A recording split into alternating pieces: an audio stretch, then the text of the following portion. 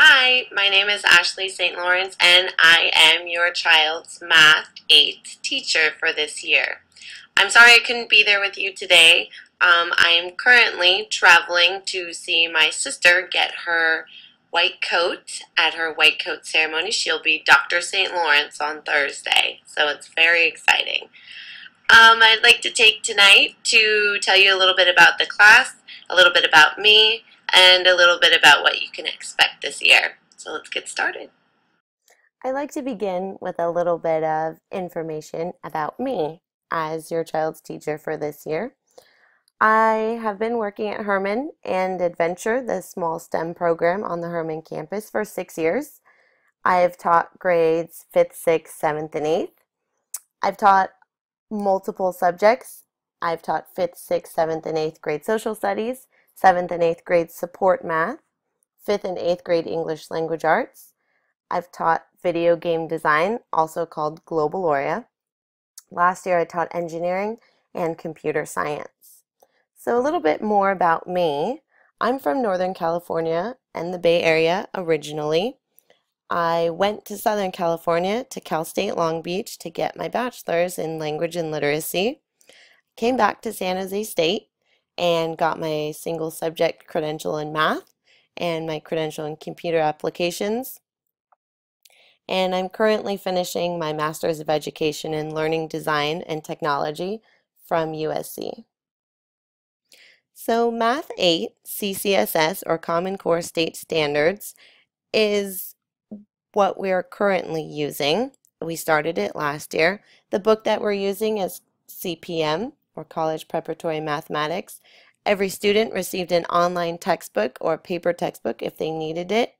It is the Core Connections book, Course 3. Last year they used Course 2. In addition to the textbook, students were also given a toolkit or a workbook that is expected to be brought to class every day and taken home every day. We take our class notes in it. It has other hints and tips from the book that might not necessarily have been in the online textbook, but it helps them with their homework and it's a good thing to have to reference during the year. If you'd like more in-depth explanation of the Common Core State Standards, you can see the California Department of Education website. I will post this PowerPoint on School Loop so you can refer back to this at any time. So a little bit of details about my classroom, the behavior and discipline policy. Just like at Herman, students are expected to act respectfully, responsibly, and safely at all times in my classroom. If you'd like to know what this looks like, on the left-hand wall of the classroom, there are expectations for the beginning of class, for during class, and for group work. So the students always know what I expect of them at all times. These are important so they can learn and be in a productive and safe learning environment. If behavior expectations are not followed, the process looks something like this. The first offense, that could be anything from being off task, from wandering around the room, from not doing what's asked of them, they'll get a warning from me and a redirection. It's kind of like their first strike. The second offense, if I have to ask them repeatedly to get working, to have a seat, to do something, or basically to do what's expected of them, it could result in a lunch detention, or I might pull them aside and have a conversation with them. See what's going on. Why is this behavior happening? What can we do to make a productive environment for them? If the behavior persists, parent notification will happen in the form of an email. It could be a written teacher citation or a call home. If behavior is very disruptive and the learning environment is no longer conducive for the other students in the classroom, it could result in the student receiving an office referral. Severe misconduct will result in an immediate dismissal of class or an office referral. Obviously, the parent will also be notified through email, written teacher citation, or a call home about this as well.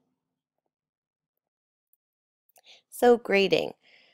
Many teachers grade using a weighted grade system, which means that each category is worth a certain percentage. So classwork might be 40%, etc. In math, we grade them a little bit differently. It's based on a point system. It's easier for them to calculate, and the point is that they're able to be responsible for the work that they're turning in. Homework is generally worth 10 points per assignment. We usually have homework Monday through Thursday, occasional Fridays. We have quizzes that are worth 35 to 70 points. Tests are generally worth 100 points. Classwork is anywhere from 10 to 40 points. And I left projects as TBD, or to be determined, depending on the size and duration of the project. Some parts of the project would be considered classwork, some would be considered homework, etc. The late work policy.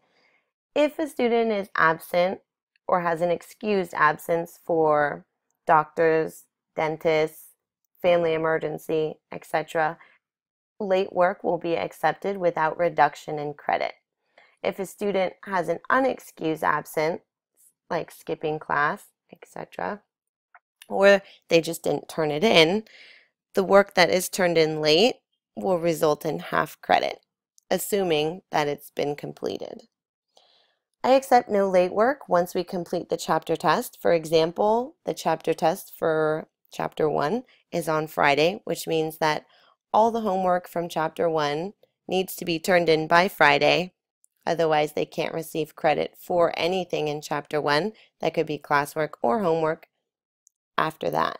So for example, on Tuesday, when we begin Chapter 2, I won't accept anything from Chapter 1. The point is I want the students to know that the work that they do in class, all the homework, all the classwork, it's meant to prepare them for the test. It's meant for them to practice and reinforce certain skills.